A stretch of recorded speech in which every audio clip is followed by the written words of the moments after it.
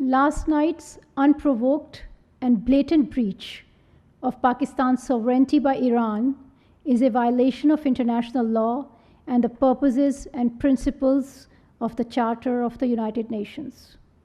This illegal act is completely unacceptable and has no justification whatsoever.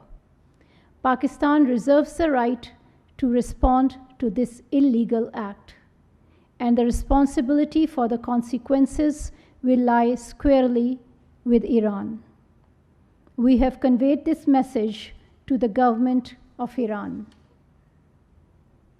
We have also informed them that Pakistan has decided to recall its ambassador from Iran, and that the Iranian ambassador to Pakistan, who is currently visiting Iran, may not return for the time being. We have also decided to suspend all high-level visits which were ongoing or were planned between Pakistan and Iran in the coming days.